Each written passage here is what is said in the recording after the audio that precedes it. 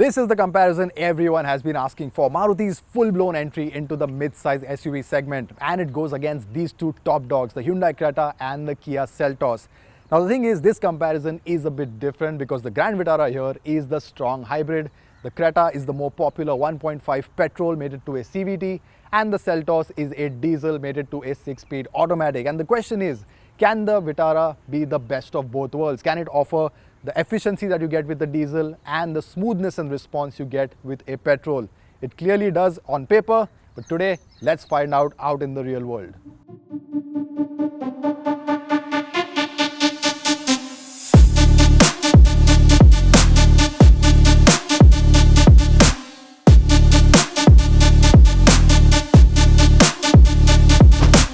All three SUVs have their own identity but have millimeters separating them in terms of dimensions. Design is subjective, but the Grand Vitara does have a premium appeal with its modern shape.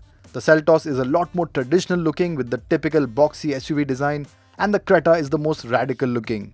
Although the facelift that takes a lot of cues from the bigger Tucson is right around the corner. The one area where Grand Vitara pips the two is ground clearance, 210 mm compared to the 190 mm for the Koreans. It can be the difference between scraping or not scraping, especially with a full load. All three SUVs get LED headlamps and 17-inch wheels with the same size tires as well. The cutthroat competition continues on the inside. Now step inside the Grand Vitara and it does feel like the most premium Maruti yet, and in comparison to those two, it does have an air of modernity to it as well. The design is all very nice. However, there has also been a lot of part sharing. The switch gear for the climate control, touchscreen, switches on the steering and switches for the power windows have all been borrowed from the Maruti parts bin. But more importantly, it is the feature list that is very impressive on the Grand Vitara, especially in comparison to those two. You have stuff like the panoramic sunroof, which is there on the Creta, not there on the Seltos. You have a heads-up display there on the Seltos, not there on the Creta. And you of course have wireless charging, ventilated front seats there on both those cars.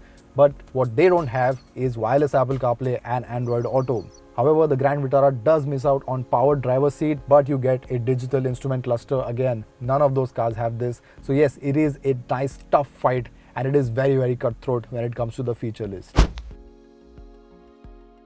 Now in the Creta, the first thing you notice is the bright upholstery that adds a lot of airiness to the cabin. Now it's not the widest, in fact the Grand Vitara is a bit wider than the Creta, but because of this bright upholstery, that notion of roominess is very much there. The seats are nice and comfortable, and of course you get a lot of features as well. You get wireless charging, you get a panoramic sunroof, ventilated seats and electronic parking brake, which is an exclusive to the Creta, and the other stuff remains. Paddle shifters of course you get on the Seltos as well. So not a lot in terms of differences, but yes, it is a very nice place to be, and quality overall is quite nice as well. The Seltos here isn't the latest version, but apart from the badging and paddle shifters, there is no difference. Now among the three SUVs, it is the Seltos that is the sportiest thanks to this GT line frame, which means you get a good dose of red and black. Apart from that, the features remain very close to the Creta. You miss out on a panoramic sunroof and the digital instrument cluster, but you do get a heads-up display and a 360-degree camera as well. Other stuff remains: ventilated seats, wireless charging, and overall it is an absolute mishmash of features when it comes to these three SUVs.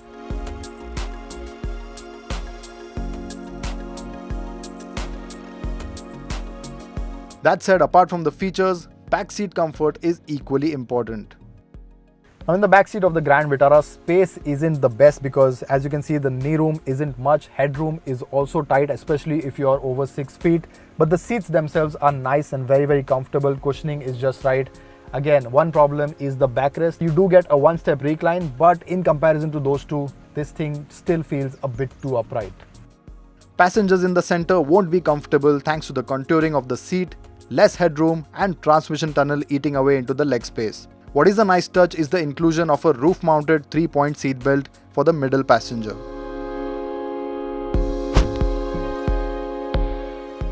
Now in the back seat of the Creta, the first thing you appreciate is just a little bit of more room compared to the Grand Vitara, because you get a bit more knee room, especially at my height, and you get a decent headroom as well. And thanks to the panoramic sunroof, the sense of space is quite nice too. You get a good view out the road, and overall it is a pretty comfortable place to be. What adds to the comfort are the seats that are at a good angle and have better space for the third passenger too. And there are also sun blinds as standard at the back, which you don't get on the Grand Vitara. Now, the last time we compared the Creta and the Seltos, the Creta edged ahead in terms of the rear seat space, and I can see why, because from back here you do feel a little hemmed in because of this dark upholstery and the missing panoramic sunroof. The sense of space isn't as much, and even in terms of room it is only decent. Now the thing is, the backrest was a bit too upright in comparison to the Creta, but in comparison to the Grand Vitara, the Seltos isn't all too bad. And to be really honest, there's very little separating all three SUVs in terms of the rear seat space, but if I had to pick a winner, I think it would be the Creta that is very good in the back seat. Another crucial aspect for any SUV is the amount of luggage it can haul on long trips. And here is where there is a clearer distinction between the three.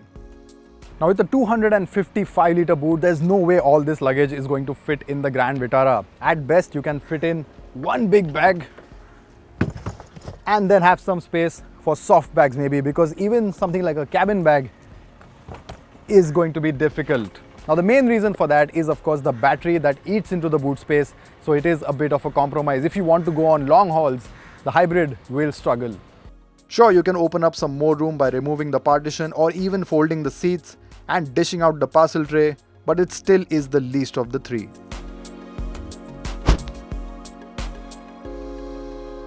Now compared to the Grand Vitara's 255-litre boot space, the Seltos and the Creta both have 433 litres. But the thing is, they are packaged quite differently. So in the Seltos, apart from the big suitcase, you can fit in a cabin bag, or if you have a couple of soft bags. But if you have a medium suitcase, that will not go in. That, however, isn't the case with the Creta.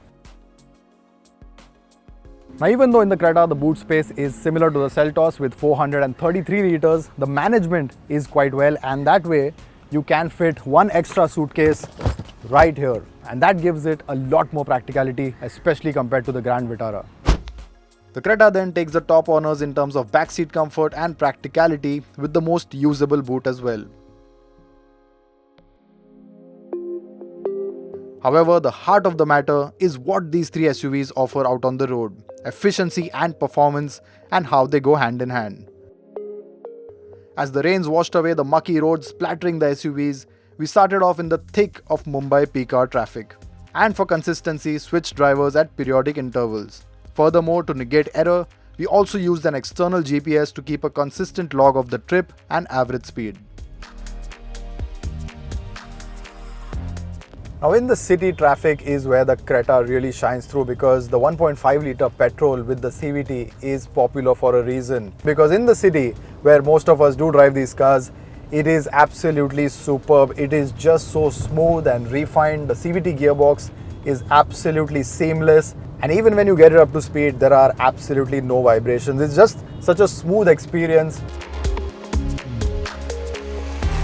However, it does fall short in a dash from 0 to 100 kph, but a kickdown from 40 to 100 kph is the quickest, and that's what makes it so easy to drive.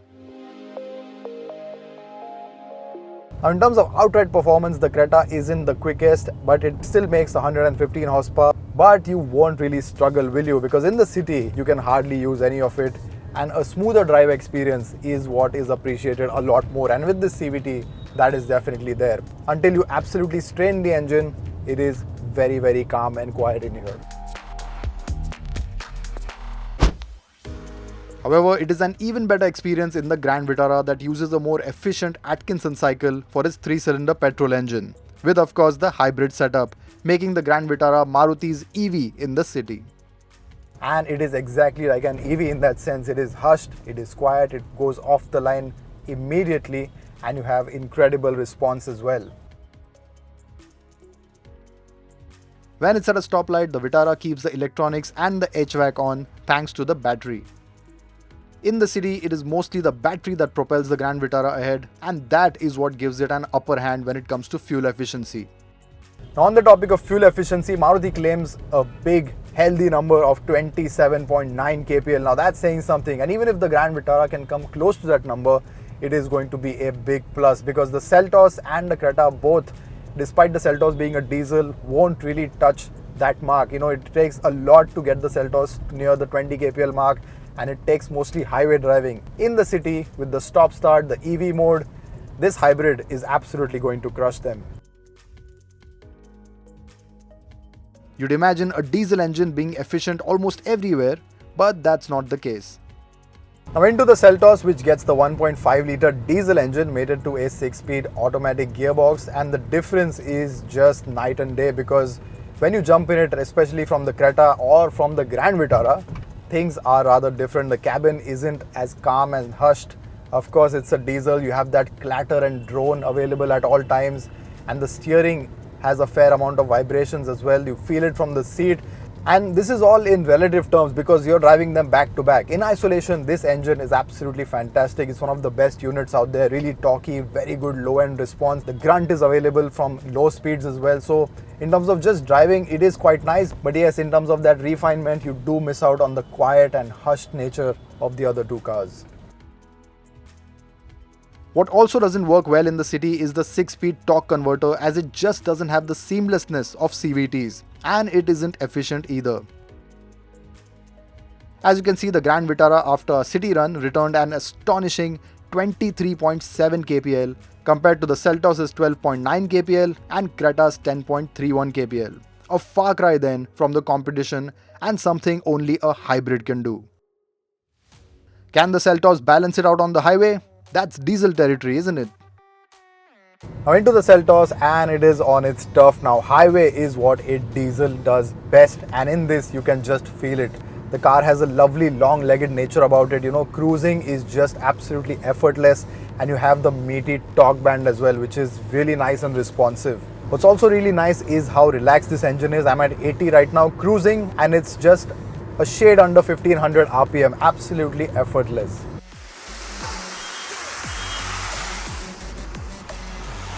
On a long trip, the Seltos' highway manners are superb. And that's the thing actually, when you have nice long loping roads ahead, a relaxing diesel is just perfect. What's also very nice on the Seltos is just the amount of stability it has at speeds. Just like the Creta, it too is very flat and consistent. There aren't too many movements, especially on undulations, and it sits quite flat as well. The Creta, though, in its petrol CVT avatar does feel a bit out of place here. Now onto the highway in the Creta, which gets the 1.5 litre 4-cylinder engine with 115 horsepower, and on the highway you can definitely feel the refinement. The petrol engine is really smooth. What is a bit of a setback is the CVT gearbox, especially towards the higher end of the rev range. Once you get to triple digit speeds around 100, 110, you do feel the engine being a bit strained, and that is largely due to the CVT gearbox. That stretched rubber band effect, the boomy sound is there, and that is a bit disturbing. But to be honest, in this setup, it is best to drive it in a calm and sedate manner. However, the Grand Vitara, which also gets an eCVT, faces similar problems as the Creta.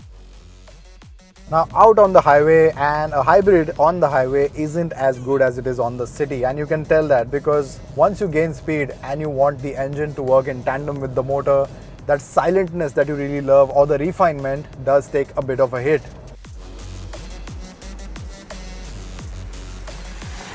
It wakes up the 3-cylinder engine, and you do have a bit of a thrum, especially towards the top end of the speed. And when you're used to the silentness and the quietness of the EV mode, this thrum is a bit distracting. That said, even though the Grand Vitara has an eCVT transmission, it is quite smooth, and the response is a lot better than the traditional CVT that you see on the Creta. Now where the duality steps in for the Grand Vitara is the amount of response that you have from the engine. Not really expected of a petrol CVT, but since this is a hybrid, you have a good amount of torque, and that response is always there, just like it is on a diesel engine. You don't have any of that laggy rubber band effect of the Creta CVT, and in fact this works very well out on the highways. Overtakings are quite effortless.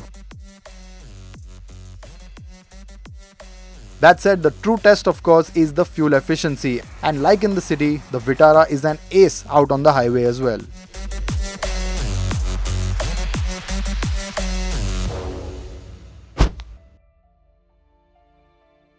But do hybrids make financial sense over a petrol or diesel purely depends on how much you drive. Over a petrol auto Creta, as far as the initial price premium goes, you'll break even driving over 66,000 kilometers if you opt for the Vitara hybrid. and over 58,000 kilometers if you opt for a diesel auto Kia Seltos, which is a negligible difference for heavy mile munchers, thus building the hybrid's case. Add to that the high efficiency, smoother drive, and the fact that they are less polluting makes a strong case for the hybrids. So to answer the question, can the Grand Vitara offer the best of both worlds? Well, absolutely. With efficiency better than a diesel and refinement close to a petrol, we certainly think so.